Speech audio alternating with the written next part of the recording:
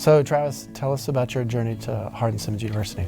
Yeah, well, I came in '92 as a student. It was really a place of opportunity. I had a brother that had two brothers actually that had come here, one that had graduated, one that had left early to chase a young lady.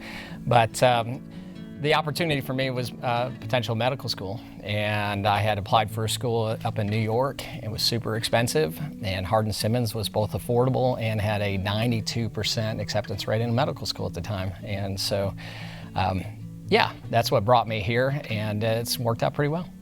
What do you love about Hardin-Simmons students? You know, to be honest, Eric, I don't get to hang out with our students a whole lot. In my role, I'm a little more behind the scenes. But what I do, what I like about them is that they're just real people.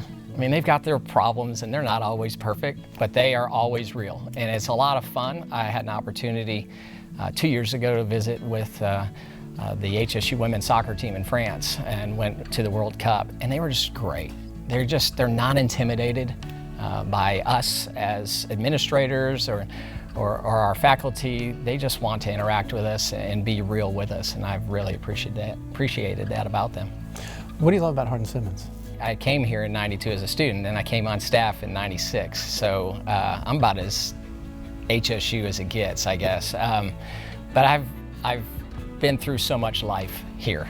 Children were born across the street, the second one under really difficult circumstances, and HSU was here for me. And what I love probably most is that HSU allows me to be me. I'm a different sort sometimes, and HSU thinks that's all right. And I appreciate that we are able to be our authentic selves here.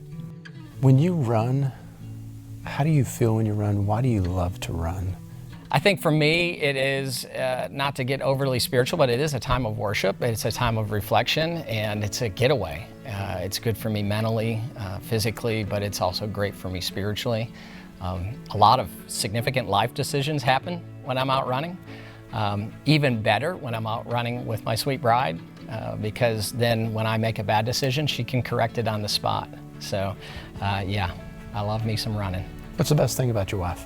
She's just, she is a godly woman, and I mean, she's absolutely stunning. She's gorgeous, and she still likes me nonetheless. So way outkicked my coverage on that one. So I guess the fact that she was humble enough to allow me to stick around is probably the best thing about her.